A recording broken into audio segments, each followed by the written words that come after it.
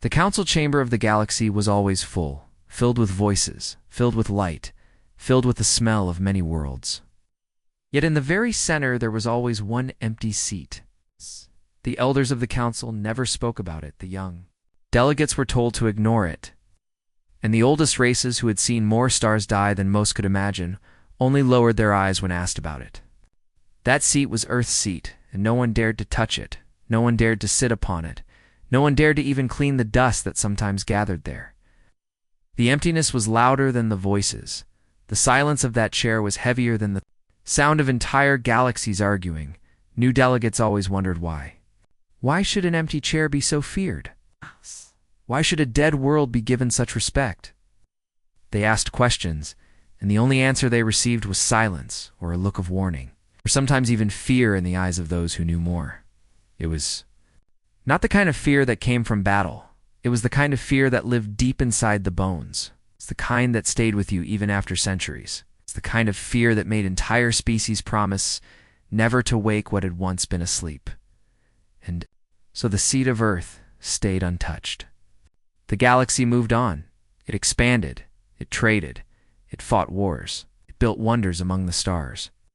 But still that one empty chair remained at the very center of their unity. A reminder of something not to be spoken, a scar that no one dared to heal. But one young delegate from a world of rivers and forests could not silence his curiosity. His name was Rintal, and he had never seen Earth, never known humans, never even heard their language, for no one taught it anymore. But he had heard whispers, broken stories, small warnings that slipped from tired lips of the old. And in every whisper there was the same truth. The galaxy feared Earth. The galaxy feared humans, and the galaxy would rather forget them than remember. Yet Rintal could not accept that. How could one empty chair command such power? How could a species long gone still make the galaxy tremble? He promised himself he would find the truth. One evening, when the chamber was empty and the stars burned cold outside the great crystal windows, Rintal stepped closer to the seat. His steps echoed in the hollow silence. His heart beat fast. For even standing near the chair was seen as dangerous, even foolish. He saw the seat up close for the first time, carved not of metal, not of crystal, but of some strange dark material that seemed alive. It was not beautiful, it was not shining, yet it seemed to breathe. He felt heat in the air, though no flame was near, and he felt as if unseen eyes watched him from shadows older than the galaxy itself. He reached out a hand, trembling not to sit, but only to touch, and just before his fingers brushed against the surface, a voice like thunder rolled through the chamber. It was not one voice, but many, not in one language, but in all languages, a warning older than memory itself. The chamber lights flickered, the great windows shook, and Rintal stumbled back as the seat glowed faintly for the first time in ages. Others rushed in, guards, elders, leaders, their faces filled with terror, not anger but terror, and they pulled him away, whispering to one another that the seal had weakened, that the silence of Earth had stirred, that the humans might remember. Rintal was dragged out, but his mind was not silent. He had felt something in that seat, something vast, something awake, something alive. And he knew that the galaxy was hiding the truth. That night he could not sleep, for the voice he had heard was still inside him, echoing, whispering, promising. He thought of the warnings, he thought of the fear, and he asked himself the question no one else dared to ask aloud. What had humans done that made the galaxy leave their seat empty? What power had they held that still chained the hearts of 1,000 species in silence? And most of all, if they were gone, truly gone, then why did their seats still breathe like something waiting to return? Outside his window, the stars burned as they always had, yet Rintal felt them differently now. He looked at them and thought of humans, a species he had never seen, and yet in his chest he felt the weight of their presence. He did not know it yet, but the galaxy was about to change, because of one question asked too loudly, because of one young soul, too curious, because of one touch too close to the seat of Earth, and in the deepest corners of the universe, far beyond the maps of the council, far beyond the light of stars, something stirred, something old, something human. Rintal was not punished for what he did. The elders did not dare to punish him, and that was strange. In the council, any other disrespect could bring exile, or even death, but not this. They only warned him with pale faces and shaking hands. They told him never to go near the seat again, never to speak of it, never to think of what he had heard. They told him if he loved life, if he loved his people, if he loved his world, then he must bury that memory deep inside his mind and never dig it up again. But those words only made him more curious, because he had seen it in their eyes. It was not him they feared, it was the humans at night. When the stars glowed faint above his balcony, he wrote down what he remembered of the voice. He wrote in his own language, and he wrote carefully, because he felt that even the walls might be listening. He remembered how the voice had sounded like many voices at once, how it spoke in every tongue, how it carried power not of weapons, but of something deeper, something that lived in the soul. He tried to put it into words, but every time he read it back, the words looked too small, too weak to hold the weight of what he had felt. It was like trying to write the taste of lightning or the smell of a storm. Still, he could not stop. Hands kept moving, his mind kept burning, and little by little, he began to uncover stories hidden in archives, long forgotten. The elders had tried to erase the past, but not everything could be erased. Deep inside the data vaults of the council, behind codes meant to keep curious eyes away, Rintal found fragments.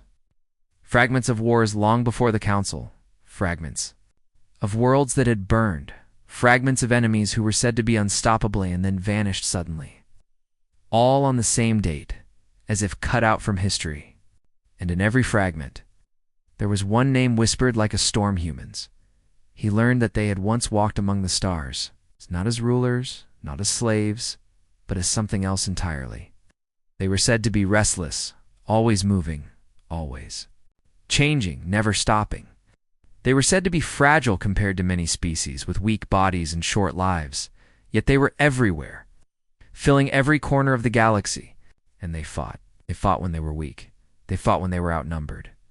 They fought even when they had nothing left but hope. And somehow, they won.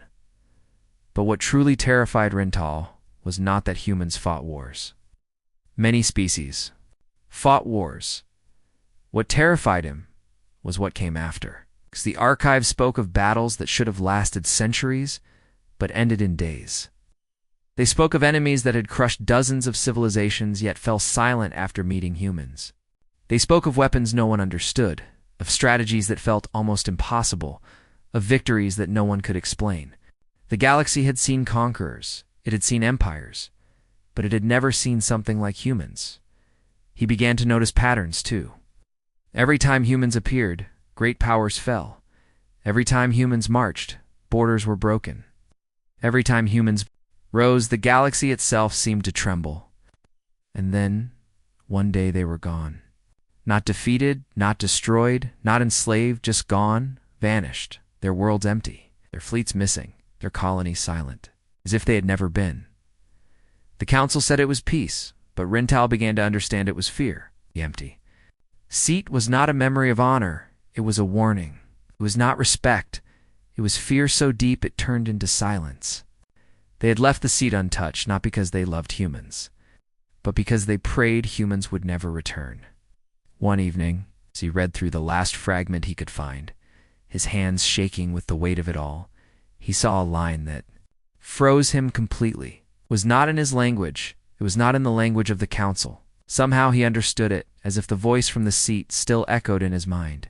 It said, "When earth is silent, beware. For silence is not death, silence is preparation." Rintal dropped the tablet. His heart beat so loud he thought others could hear it through the walls. Preparation, that meant humans were not gone. That meant humans were waiting. That meant one day, the empty seat would no longer be empty. The next morning, he walked into the council chamber again. The elders glared at him, but he did not care. He looked at the empty chair in the center, and for the first time, he understood. Why the galaxy lived in fear? That seat was not a relic. That seat was a promise. And somewhere, beyond the stars, in the darkness where no council ship dared to travel, something moved. Not fast, not loud, but steady, like footsteps returning. The council tried to silence Rental. They sent messengers to his world. They spoke with his leaders. They offered him wealth. They offered him power. They offered him silence in every form. They told him the past was dangerous, that he was too young to carry such knowledge, that curiosity about Earth was a path that led only to ruin. But their eyes betrayed them. They were not protecting him. They were protecting themselves. And Rental knew then that he could not stop. The more they pushed him away, the more certain he became that the truth of humans was not only hidden, but chained. Locked away because it was too heavy for the galaxy to carry. And yet, if it was so heavy, how could a single young delegate feel it pressing on his heart every night? The council chamber was filled with whispers now. Rental noticed that delegates looked at him differently, some with pity, some with anger, and some with the same kind of fear they gave to the empty seat itself. His name spread in hushed voices. The one who touched the chair, the one who heard the voice, the one who would not stop asking questions. Still, not all looked at him with hatred. A few began to approach him in secret. Quiet meetings in shadowed corners, strange notes left outside his door, fragments of knowledge traded like forbidden fruit. He met a tall, gray-skinned scholar from the Sharu worlds, who told him that once long ago her ancestors had fought beside humans, and they had sworn never to speak of it again. He met a warrior from the Karn, who said his people still carried scars from a single battle against humans. Scars not on the body, but in the mind, because no enemy had ever looked at them with such burning eyes and refused to fall. Piece by piece, Rental built a picture. Humans were not gods, not demons, not monsters. They were something worse. They were unstoppable because they refused to accept the word impossible. If a mountain stood before them, they climbed it. If a sea blocked them, they crossed it. If the galaxy told them they could not win, they fought until the galaxy was proven wrong. Fragile bodies, yes. Short lives, yes. But inside them, there was a fire that nothing could drown. And that fire had once burned across the stars. But why? Had it gone out? Why had they vanished? That question haunted Rental more than anything else. He spent sleepless nights in the archives, chasing fragments, chasing broken code, chasing memories erased 1,000 times over, and at last he found something. Not a battle record, not a council law, but a message, buried so deep it should never have been found, hidden under layers of silence, so heavy it almost vanished. It was a recording, old, cracked, broken, but still alive. He played it alone, in the darkness of his chamber. The screen flickered, the sound stuttered, but then he saw them. A human, a face unlike his own, unlike any species he knew. 2 eyes staring forward, sharp and alive. A voice came through, filled with something he had never heard before, something fierce and warm at the same time. "We leave not because we are defeated," the voice said, "but because the galaxy must learn what fear truly is. When you forget us, we will return. When you erase us, we will rise again. We are humanity, and we do not vanish." Wait. The recording ended. Silence filled the room, but it was not empty silence. It was heavy, alive, breathing. Rental sat frozen, unable to move, unable to even breathe. They had not been destroyed. They had chosen to leave. They had chosen to step away. And they had promised to return. He could not keep this to himself. The galaxy needed to know. But as soon as the thought entered his mind, the lights in his chamber flickered, and a shadow moved outside his door. He froze. The council they knew. They had always known what he was searching for, and now they were coming for him. He grabbed the recording, burned it into a small crystal shard, and slipped it into his cloak. He moved quickly, quietly, down the halls of the great council tower, his footsteps silent, his breath heavy, but everywhere he went, he felt the eyes.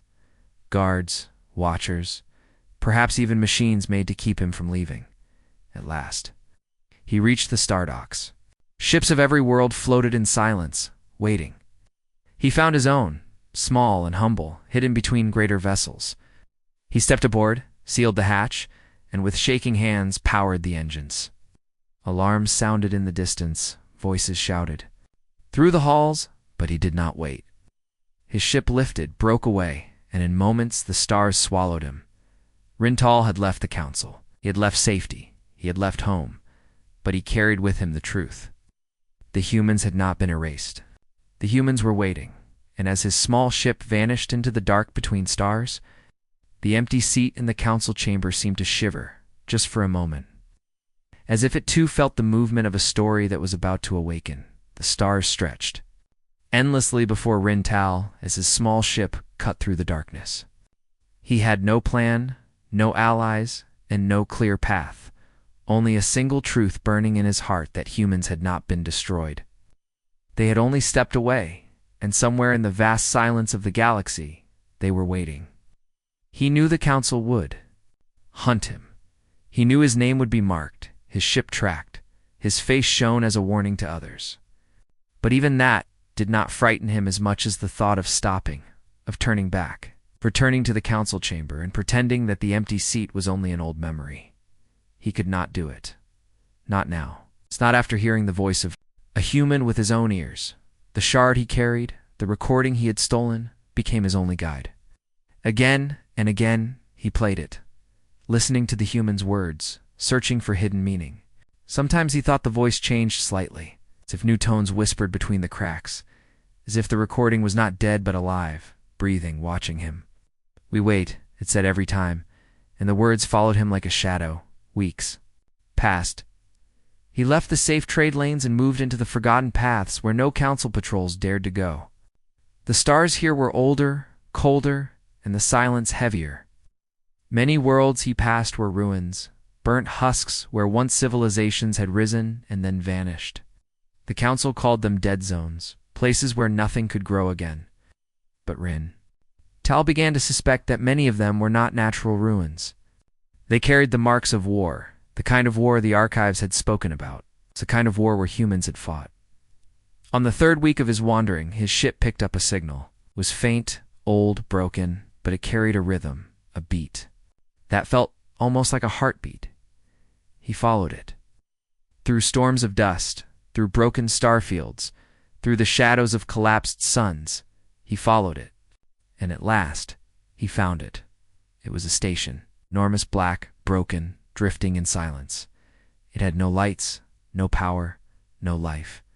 It looked like a skeleton of metal, a tomb for something greater. His scanners told him it was older than the council. Itself so old that even the machines struggled to measure its age. But as he drifted closer, he felt it. The same presence he had felt near the empty seat. The same heavy silence. The same living stillness. He docked his ship. The air was thin, stale, but still there. The walls were dark, scratched, scorched. He moved through the corridors, his steps echoing, his heart loud. Symbols covered the walls, not of the council, not of any species he knew, but strange curved. Shapes that seemed to twist when he looked at them too long. He did not know why, but he felt certain.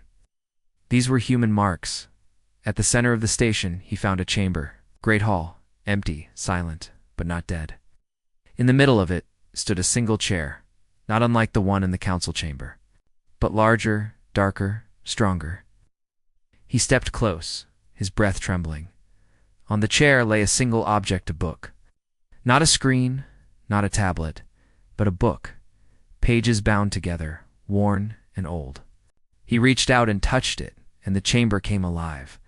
Lights flared weakly.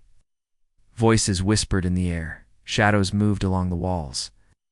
The book opened itself, pages turning, though no wind blew. Words filled the air, not just written but spoken, hundreds of voices at once. He could not understand the language, but he understood the meaning. The voice from the council seat still lived inside him. It was history. It was memory. It was warning. He saw battles fought in burning skies. He saw fleets of steel crossing. Black space. He saw humans standing against armies larger than worlds. He saw them fall, bleed, rise again, fight again, win again. He saw them vanish, not destroyed but walking away, leaving their mark in silence. And then the voices spoke clearly. In every tongue, in every ear, the galaxy will forget, but Earth does not forget. When the stars are ready, we return. Rintal staggered back, tears in his eyes, his mind on fire. He understood now why the council feared, why the seat remained empty. The humans had never been erased. They had chosen to become a story, to become a shadow, to let the galaxy grow fat and lazy without them. And one day, when the time was right, they would come back not as memory, but as reality. Suddenly alarms rang in the station. His ship signaled intruders. Council ships, they had followed him. The elders had tracked his path, and now they were here to silence him forever. Rintal looked once more at the book, burning with strange light, and he made his choice. He took it, pressed it to his chest, and ran. As he fled back through the corridors, the station itself seemed to tremble as if awake, as if alive again after centuries of sleep.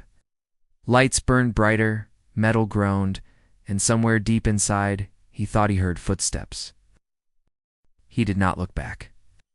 He reached his ship, powered it up, and escaped into the stars once more. Behind him, the great black station stirred, like a beast opening its eyes after a long sleep, and the galaxy, though it did not yet know it, had just heard the first whisper of humanity's return. The council chamber was no longer calm. For centuries it had been a place of speeches, of trade disputes, of quiet arguments stretched across years. But now it shook with panic. Delegates shouted. Elders whispered to one another. Alarms rang across the halls. The news had spread faster than light. Someone had awakened an old human station in the black zones. And worse, it was Rintal who had done it. The empty seat in the center seemed heavier than ever. Some stared at it as if it would come alive. Some demanded that it be destroyed, burned, erased from the chamber forever. But others whispered that touching it would only bring doom faster. For the first time in living memory, no one could ignore the seat anymore. It was no longer just a shadow of the past. It was a reminder of something moving in the present. One elder, creature older than most stars, spoke with a trembling voice. We told the galaxy that humans were gone. We promised. Their silence would last forever. But the silence has broken. The old warning said this day would come, the day when Earth would remember itself. The chamber filled with fear. Some called for fleets to be gathered, armies to be prepared, weapons to be built. For peace, for silence, for hiding, the galaxy was not united. It was cracking apart, each world asking itself the same question. If humans return, what will they want? Revenge, power, or something worse? While the council broke apart in chaos, Rintal flew deeper into the dark. His ship shook from the damage of his escape. His food was running low, but his mind burned with the truth he carried. The book from the station lay beside him, glowing faintly, almost as if it breathed. He had not opened it again, not since. The voices had nearly drowned his mind, but even closed, it filled the air with presence. Sometimes at night he thought he heard footsteps in his small ship. Sometimes he thought he saw shapes in the reflection of the glass, faces with two eyes watching him from behind. He told himself it was only his imagination, but deep down he knew the truth. He was not alone. The humans were with him, in some way he could not explain. He played the shard again, the old recording of the human voice. And this time, something changed. The words did not end where they always had. A new line appeared, faint, broken, but real. Seek the cradle. Seek Earth. The path is hidden, but the fire will guide you. Rintal froze. Earth, the word itself carried weight. The cradle of humans. The home they had abandoned, the home no one had seen in millennia, the home the council had erased from every map. If he could find it, if he could step upon the soil of Earth, maybe the truth would rise at last. But as his heart filled with hope, his scanners screamed. Council ships, not one, not two, but fleets. They had followed his trail again, and this time they did not come to capture, they came to destroy. Missiles locked onto his tiny vessel, voices shouted through the comms, ordering him to surrender or be turned to dust. Rintal gripped the controls, but he knew he could not fight them. His ship was too small, too weak. He whispered to the book, half in desperation, half in madness. "If you are alive, if you are watching, help me." The book glowed. The light spread through the cabin, into the walls, into the engines. The ship shook violently, systems overloaded, alarms screamed, and then, in one impossible moment, the ship leaped, not forward, not backward, but away. Faster than light, faster than thought, through a path no map had ever shown. One heartbeat he was surrounded by Council warships. The next, silence. Empty. Space. Alone again. Rintal sat frozen, his hands trembling. His ship's systems showed something impossible. The jump had not been random, it had been aimed, and the coordinates it showed made his breath stop. The old word returned to his screen, written in human script, yet somehow clear to him. Earth. Behind him, the Council fleet screamed in confusion. Ships collided, weapons fired into empty space. Commanders shouted that the human artifact had moved him in ways no engine should allow. Fear spread like fire.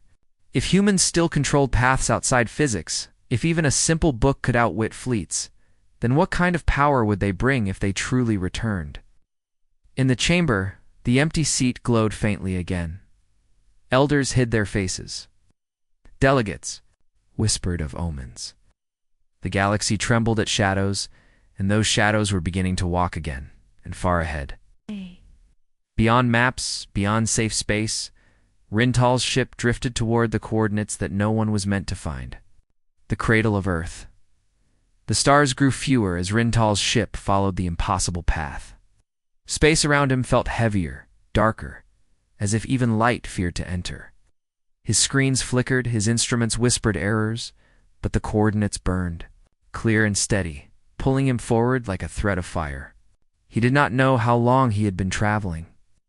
Hours felt like days, days felt like years. He ate little, he slept less, and through it all, the book at his side glowed softly, like a heart that never stopped beating. At last he saw it. A small world hanging alone in the darkness. Not shining, not powerful, not wrapped in golden fleets like the great capitals of the Council. Just a world of blue and green, quiet, still alive. Rintal's breath caught in his chest. He knew without being told. This was Earth, the cradle, the home of the humans. But something was strange. His scanners showed no cities, no ships, no signals. The world was alive. Yes, oceans, forests, clouds. But it was silent. Too silent. No noise of machines, no hum of industry, no signs of the billions who had once walked there. It was as if the humans had left not only the stars but even their own home behind. Rintal descended slowly through the clouds. Now the sky burned gold with the sun, the oceans below rolled in endless waves, mountains pierced the heavens. It was beautiful, painfully beautiful, and yet it felt empty. His ship touched down in a wide plain, grass swaying in the wind, the air sharp and fresh. He stepped outside, his feet sinking into soil older than the Council itself. Silence, only the wind. Only the cry of birds, strange and fierce, circling above. He walked forward, each step heavier, until he saw each ruins. Not the ruins of war. Not the ruins of fire, but ruins of time. Broken towers of stone, covered in vines, roads cracked and eaten by roots. Machines turned to rust, half buried in earth. Humanity's home was not destroyed, it was sleeping. He touched a wall, covered in green. The stone crumbled under his hand, but he felt something stronger beneath. Carvings. Marks, words in the human tongue. He did not understand them, yet his mind whispered the meaning anyway. We are gone, but not lost. The cradle is only the beginning. His heart raced. He searched deeper among the ruins, and everywhere he found the same signs. Messages left. For someone, maybe for him, maybe for anyone bold enough to come. Messages not of despair, but of promise. Humanity had walked away from their home, but not in weakness. They had chosen it, the same way they had chosen to vanish from the galaxy. Night fell. and the stars blazed above the empty earth. Rintal sat among the ruins, the book in his hands. It glowed brighter now, as if answering the soil, as if recognizing the home from which it had been taken. And then, for the first time, it opened on its own. Light spilled into the sky. Shapes formed above him, images, memories, echoes of humanity's past. He saw them climbing mountains, crossing oceans, splitting. The atom, walking on their own moon. He saw them build machines that reached the stars, weapons that split worlds, voices that filled the void with songs. He saw their wars, their suffering, their fire, their endless hunger for more. And he saw them leaving, stepping into darkness. Not as broken, not as defeated, but as wanderers choosing silence. The voices came again. Not from the book, not from the ruins, but from the very air. We are not gone. We are the shadow in your history. We are the fire in your fear. When you remember us, we awaken. When you seek us, we rise. Humanity waits. Rintal fell to his knees. His whole body trembled, but not from fear. He understood now why the galaxy had left the seat empty, why no one dared to speak the name of Earth. They had not feared death. They had feared return. They had feared that one day a fool like him would find the cradle, and in doing so, wake. The silence. Suddenly, his ship's alarm screamed. He rushed back, and the screen showed what he had already expected. Council ships, dozens of them, dropping out of faster-than-light travel, burning through the atmosphere. They had followed him again, and this time they'd come in force. Ground shook as their landing craft tore into the plains. Armies poured out, weapons glowing, orders shouted. Oh, they were not here to capture. They were here to burn Earth itself, to erase the cradle before the humans could return to it. Rintal stood between the ruins and the advancing armies. The book clutched in his hands. His voice was small against the roar of engines, but he spoke. Anyway, to them and to the stars, you fear them. You fear what they are. But you cannot kill a fire by stamping on its ashes. And in that moment, deep beneath the soil of Earth, something stirred. Not machines, not armies. Something older. Something human. The Council fleets darkened the skies of Earth. Dozens of warships hovered above the atmosphere, their engines burning, their weapons aimed downward. Landing craft covered the plains, soldiers spread across the ruins, machines crawled through, the forests like iron insects. Their orders were clear. Earth must not remain. The cradle must be destroyed before the humans had any chance to return. Rintal stood among the ruins. The book clutched against his chest. He could hear the soldiers shouting, could see the glow of their weapons as they marched closer. Fear pressed on his heart, but behind it burned something stronger. He had seen the truth, and he knew. Even if they burned every stone, they could not erase what Earth was. A voice echoed from the Council's main ship, deep and commanding, broadcast to every soldier in every corner of the plane. This world is forbidden. It's by order of the Council it is to be erased. Any who resist will be destroyed with it. Rintal shouted back, his voice breaking in the wind. You cannot erase them. Humanity does not vanish. You only feed their return with your fear. But the fleets did not listen. The first missiles fired, screaming down through the clouds, flames trailing across the sky. The soldiers braced, the commanders watched, the ground shook, and then the missiles stopped, not exploded. Stopped. Frozen in the air. Above the ruins, hanging like stars that refused to fall, the soldiers looked up in horror, their weapons lowering, their voices faltering. The missiles twisted slowly, turning in the sky until their noses pointed back at the ships that had launched them. The Council commanders screamed orders. But it was too late. Fire roared as their own weapons tore into their fleets, explosions, lighting the heavens, steel breaking apart like paper. Dozens of warships vanished in fire, their wreckage raining into the oceans below. Panic spread through the soldiers on the ground. Some fired wildly into the ruins, others fled back to their landing craft. But the Earth itself began to move. The plains shook, the broken roads split apart, roots tore through the soil. From beneath the ruins, Massive structures began to rise, towers of black stone and steel, glowing faintly with light that had not burned in millennia. Rintal stumbled back, his eyes wide, his heart pounding. He realized what he was seeing. It was not just ruins. Earth had been waiting. Humanity had buried its strength deep beneath the soil. Not destroyed, only sleeping, hidden until the day it was needed. The soldiers opened fire, blasting the towers, scorching the ground.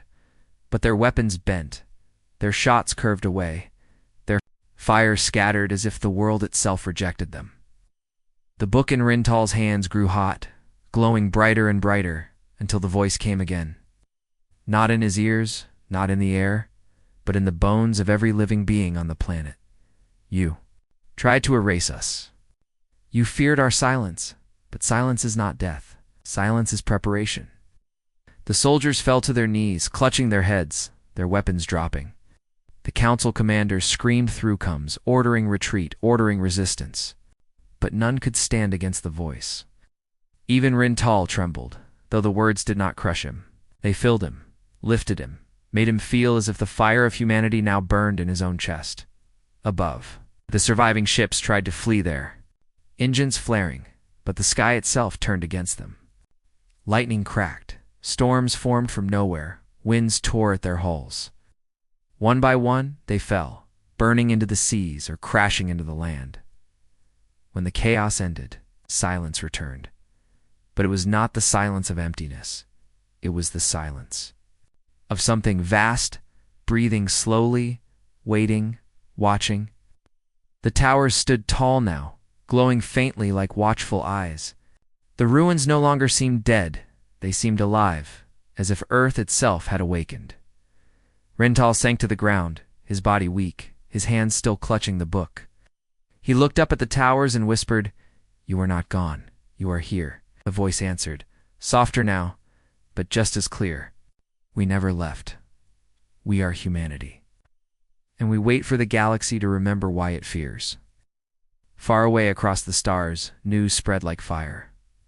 The council fleets had failed. Earth had awakened.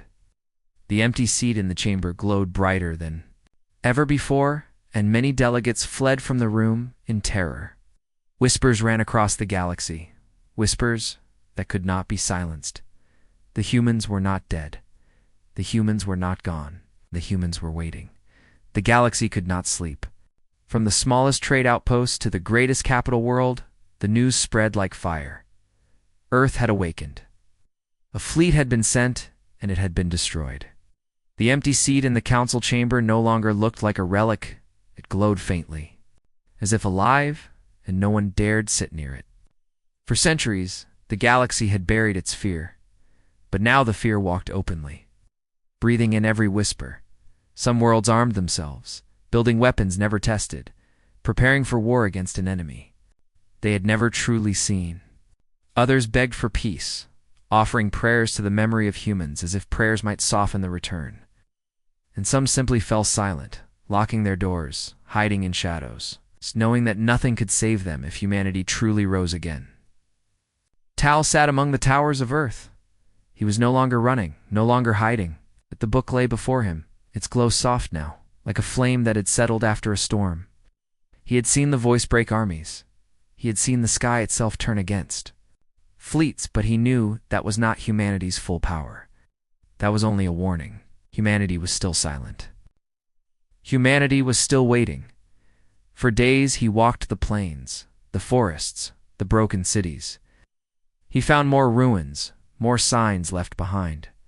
He found underground halls filled with strange machines, asleep but humming faintly, as if they could wake. At any time, he found words etched into steel and stone, always carrying the same promise: "We are not gone."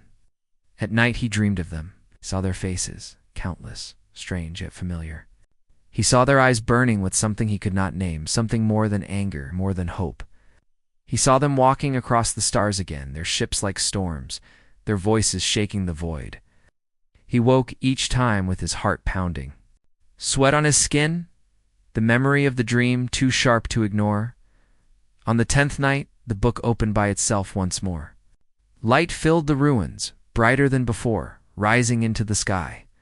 And this time, the voice was not only in his ears. It filled the whole world, echoing across mountains and seas, rising into the stars. Every living thing heard it. Every ship in orbit, every council outpost across the galaxy, every listening ear trembled with the same words. We are humanity. We do not vanish. We wait, and now we rise. The ground shook. The towers brightened.